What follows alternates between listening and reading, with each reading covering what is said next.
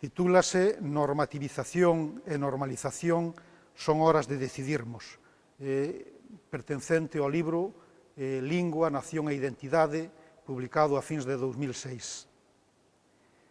Estáse a dicir sempre, constantemente o repetimos, e non só cando cantamos o noso himno nacional. Os tempos son chegados, neste caso tamén para a tomada de decisións individuais e colectivas canto á cuestión da lingua na Galiza, tanto no referente á planificación do corpus como do status, ou se quixermos, no que afecta á normativización e á normalización. Tal vez xa non fique moita máis marxe para as medias tintas ou para a ambigüidade calculada. É hora de as persoas implicadas, a maioría, por desgraza, vive á marxe do tema, se definiren e de as institucións se decantaren. A situación por que pasa o galego exixe medidas eficaces e contundentes. Tamén individualmente é necesario definírmonos. Queremos ou non un galego cunha norma estável, maioritariamente aceptada, un galego máis acorde coa súa historia e menos dependente do castelán? Ou preferimos un galego cunha norma que nos divida e que non garanta a debida autonomía a respecto da lingua oficial do Estado? Queremos un galego socialmente prestixiado ou preferimos un galego caótico na escrita e minusvalorado? Se optarmos pola estabilidade da norma, será necesario facermos o esforzo de a coñecer e a practicar con coherencia. Pode ser tamén que haxa quen non considerar válida a nova norma por pensar que esta debe ser a do portugués, adaptada ou non ás peculiaridades do galego. É outra opción que entra dentro do ámbito da decisión particular e que, en calquera caso, compre respectarmos.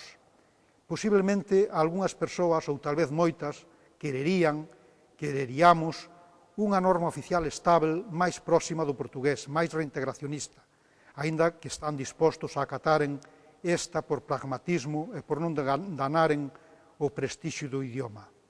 Ora, por veces, eses desexos teóricos de maior aprofundamento nas mudanzas da norma non se corresponden coa práctica idiomática seguida por tales persoas, pois non tiran delas, posiblemente por rutina ou comodidade, todas as posibilidades que conteñen. Para que máis transformacións na norma cabería pensarmos se non se aproveitan as xa existentes? É, pois, o momento de nos definirmos a favor ou en contra dunha norma común unificada de consenso que consiga estabilizar e prestixiar a lingua escrita, mas tamén a favor ou en contra, na nosa práctica lingüística, dun galego máis auténtico. Dito con outras palabras, compre optarmos por un galego reintegrado en si propio ou por un galego castrapizado que se vaya disolvendo paseniñamente no español, como máis unha variante dialectal. Se a opción escollida fora a primeira, aínda teremos de decidir se o facemos a través da actual norma oficial, aproveitando todas as posibilidades que nos ofrece, ou se procuramos outras vías máis directas, aínda que tal vez menos eficaces. Persoalmente, coido que a utilización dunha norma oficial estável e consensuada como a actual, con todas as súas limitacións, alén de ser unha necesidade, é a mellor opción para unha lingua como a galega que ten de ser utilizada na administración e no ensino. Porén, non é este o único reto que ten hoxe o galego, infelizmente, nin tan sequera o máis relevante. Por moi importante que sexa a normativización, máis o é a normalización. E o proceso de normalización da lingua galega non discorre evidentemente por bo camiño. Non son necesarios moitos argumentos para o demostrarmos, pois a realidade é de por sí ben elocuente. Será suficiente con citarmos 3 casos acaecidos nos últimos anos. Un resulta tráxico.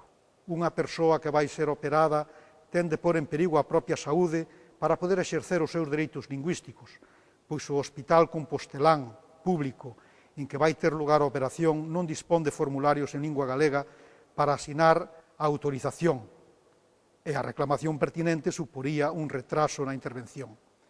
Outro dramático. Unha abogada que presenta no xulgado de Muros un escrito en galego é requirida pola xuíza para que corrixa ese erro emendável. E o terceiro, traxicómico. Unha parella que quere realizar o seu casamento civil en galego debe facelo en Santiago de Compostela mediante a contratación dun intérprete, pois sei que o xuíz non entende o galego e unha demora de meses, é o que se viría en consecuencia.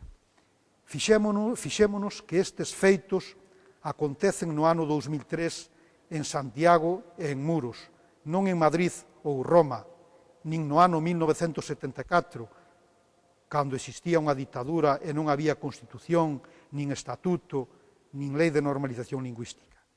Semella que algo avanzamos. Agora poderemos usar o galego nalgún dos ámbitos en que antano estaba vedado, se estivermos dispostos a realizar unha denuncia pública, a pagarmos un imposto lingüístico complementar ou a sufrirmos un considerável retraso na resolución do caso. Pode alguén crer nestas circunstancias que a lingua galega é realmente lingua oficial ou cooficial? Voltemos ao inicio para irmos concluindo. Os tempos tamén son chegados para decidirmos se o galego é na verdade a lingua natural e propia da Galiza, como na teoría din as leis, ou só unha peculiaridade a protexer en tanto non desaparecer de morte natural. Debemos decidir se o galego é a nosa lingua ou non. Fora máscaras e decídase xa, pois mañá tal vez sexa tarde. Se a decisión for afirmativa, haberá que actuar en consecuencia e tomar medidas eficaces, que as hai para a súa normalización. O acordo normativo foi unha. Cúmprase e avancemos.